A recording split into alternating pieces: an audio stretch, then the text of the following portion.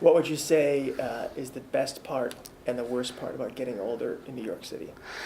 Well, first of all, I don't really feel that I'm suffering what I see most people who are elderly suffer, like I saw it with my father. My father had worked at Con Edison for 40 years, but wasn't eligible for home care, you see. He wasn't eligible for some of the aid programs, which is one of the reasons why he asked me to come home and take care of him. Not too many elderly people are able to have a family member take care of them in our culture, you know. So that's one thing. Taking care of his bills was another thing.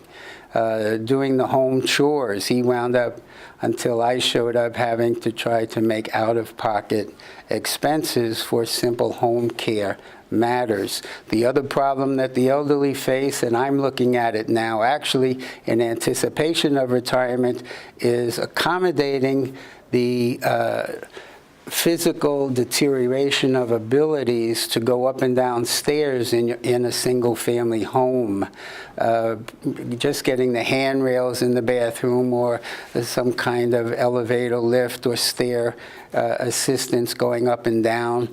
And I'm looking very much and would be very interested if the City Council were to help provide, as they're starting to do, converting houses in a neighborhood like Woodhaven to serve in the mother-daughter capacity, where the basement could be made into a facility for the elderly person and another family perhaps be upstairs.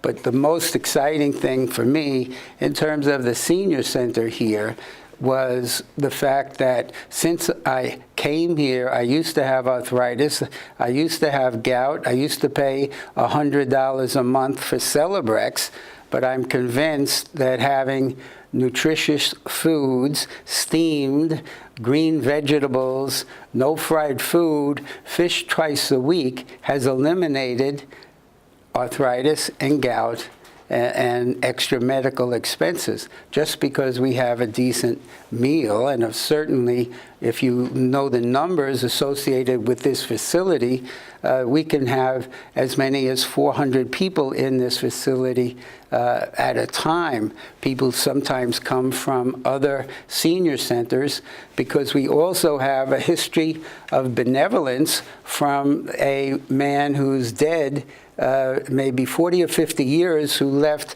his estate to the senior citizens of Chinatown. And we have his picture on the wall. But the extra money from his investments have allowed us to have salmon once or twice a month. We've had free chickens at Thanksgiving time. So the senior center is a very important part of this community. I'm happy to be part of it. I feel welcome. I've participated in the more recent demonstration against putting up a 40-story prison here with our honored former guest who was at that same demonstration. How often do you come to the center? Every day. Are you in the minority, being a person who's still working and comes daily, or is that common? I think there are maybe 8 or 10 people who come from this building to take advantage of the food that's here.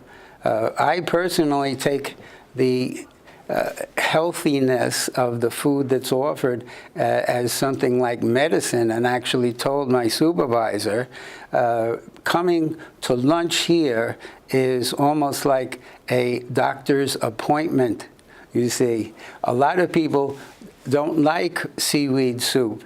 I didn't like it at first, but it's so healthy. I didn't like Buddhist delight at first, tofu, but I eat it because it's healthy, you see. So the part of the problem of getting other people to come here is that they're still addicted to some of the foodstuffs that we were nurtured on when we were children, like fried foods or sugary products that are so unhealthy.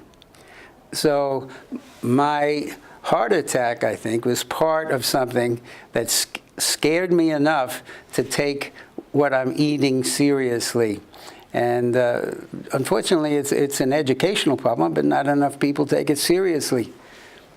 When you do retire, I don't know when that will be, do you think you'll come here every day and spend your days here, or like what's your plan for? Oh no, I would intend to. There's a senior center in Woodhaven, and I've gone to that, on a weekend or so. Yeah, no, I would continue to participate.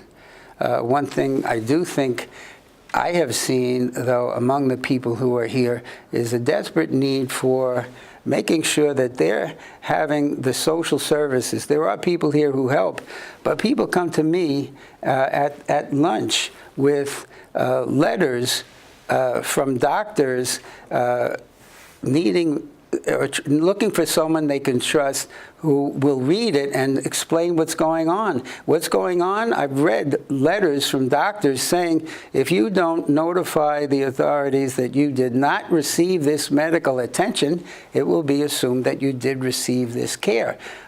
Some of the people here are being used by scammers in the Medicaid field and Medicare to take advantage of the fact that they don't understand English, and in the absence of having the necessary information of how to read this and what it really means, they're running away with payment for services that were never rendered. This is atrocious. This is atrocious as far as I'm concerned.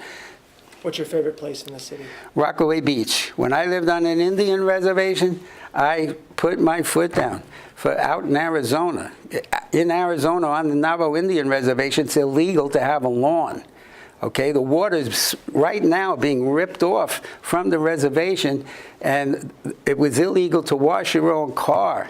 And I said, I can't stay here. Do you know that the Peace Corps sends people to the Navajo Indian Reservation to prepare them for living in the remotest areas of Africa and South America?